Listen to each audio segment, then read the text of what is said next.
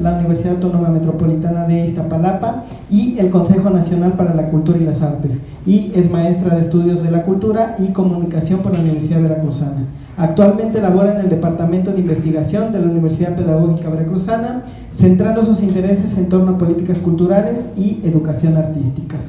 Y bueno, por último, la maestra Olivia, un gusto tenerla, maestra. Ella es maestra en Historia por la Facultad de la Universidad Veracruzana. Realizó sus estudios de especialización en Sociología e Investigación Social en la Universidad de Roma, Italia.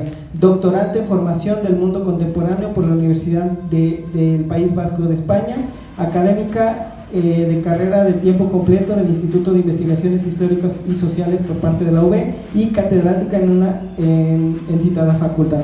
Fue directora del Archivo General del Estado de Veracruz de 1993 al 2016 y asesora técnica del Archivo Municipal de Jalapa del 2018 al 2021. Además es presidenta del patronato del Museo Casa de Jalapa, como lo había mencionado antes el doctor Rubén Morante, autora de libros y artículos sobre la problemática rural y social en la entidad veracruzana, prologuista de libros históricos y ensayista sobre la organización de archivos públicos. En sus últimas publicaciones encontramos Poder Político o Poder Social en el Chicontepec decimonónico. En la obra Gobierno, Política y Cultura, Diálogos entre Tiempos y Disciplinas 2022. Teatro, cines y salones, otros espectáculos públicos en Veracruz, en la revista Veracruz, El nacimiento de nuestra cultura 2020. La modernización y las primeras organizaciones de los obreros portuarios de Veracruz, en el libro Veracruz, Puerta de 5 siglos, tomo 2, 2019. Entonces, entrego los micrófonos, les pido un fuerte aplauso para la maestra Lourdes, la maestra Olivia y también para la maestra Rafaela.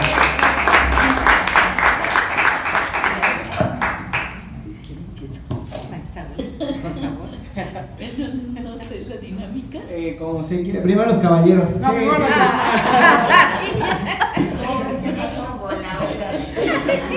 que hoy no nos pusimos de acuerdo. Bueno, el tema que nosotros, Jalapa hoy, es el tema que nosotros. Ok. Bueno, cuando me invitó Rebeca, la verdad es que en un primer momento iba a decir que no, porque, bueno, hoy, precisamente hoy en el Citro, están presentando un libro en el cual participé, pero bueno, no, finalmente decidí venir y estar con ustedes, y escogí hablar sobre un aspecto histórico, vincularlo con la participación de la sociedad civil.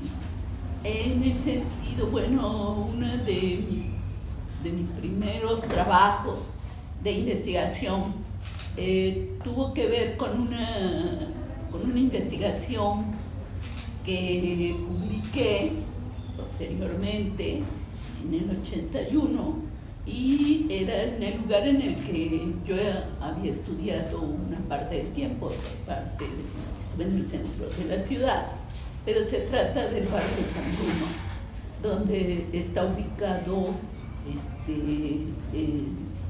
la unidad de humanidades, así le decíamos, la unidad de humanidades. Y bueno, es la colonia de San Bruno. En ese tiempo, estamos hablando de los 80, ya después tuve la fortuna de empezar allí como investigadora, y entonces es una colonia que a mí me llamó mucho la atención, sobre todo porque era una colonia que aún conservaba mucho de lo que era la Jalapa de principios del siglo XX. Entonces, bueno, en los estudios históricos que realizaba yo, pues no me dé tiempo, porque si no, también nos vamos a exceder. Era muy importante una línea de investigación que tenía que ver con la clase obrera. Y parecía que en Jalapa no existía, era la ciudad de los estudiantes, ciudad de servicios, ciudad gubernamental, donde había servicios gubernamentales al servicio de los ciudadanos, etc. Pero en cambio en la colonia donde estaba ubicada Humanidades y donde yo desarrollé mis primeras investigaciones, como muchos antropólogos que empezaron y sociólogos empezaron a estudiar esa parte de la ciudad, ¿no? Entonces, bueno, ¿cuál fue el fruto finalmente de ese trabajo? Fue rescatar un episodio que tiene que ver con los primeros años del siglo XX. A pesar de que la congregación, antes de ser una colonia, era una congregación en el siglo XIX, una colonia que se identificaba como un centro de trabajo de 150 trabajadores. La mayoría vivía en esa pequeña congregación que llegaba hasta lo que hoy conocemos como el Meridiano. Creo que le seguimos nombrando así por una tienda que existía, pero en realidad la tienda tomaba el nombre de un crucero que se llamaba el Meridiano. Bueno, entonces, ¿por qué? Porque bajaba uno el crucero y pasaba la línea del ferrocarril, que a muchos todavía les tocó, a mí ya no. Yo cuando llegué a Jalapa ya no pasaba la línea por ahí, pero existía todavía el tramo. Entonces todavía estaban levantando los rieles, digamos, ¿no? Y después, bueno, ahora conocemos la avenida Ruiz Cortines, pero nosotros la conocimos todavía con sus rieles y en condiciones pues bastante marginales, que era lo atractivo de la colonia antes de que llegara Humanidades, pues era el circo. Ahí sí, yo creo que todos los niños jalapeños iban al circo. Posteriormente, entre Humanidades, los servicios poco a poco se empiezan a expandir por la colonia, pero no solamente era la colonia, que era la colonia Ferrer Guardia, más conocida como San Bruno, sino también existía otra colonia aledaña, que es la colonia Obrero Campesina. Y creo que esa es una investigación que tenemos pendiente en general, la investigación de las colonias. Yo solamente les hablo de la que yo tengo más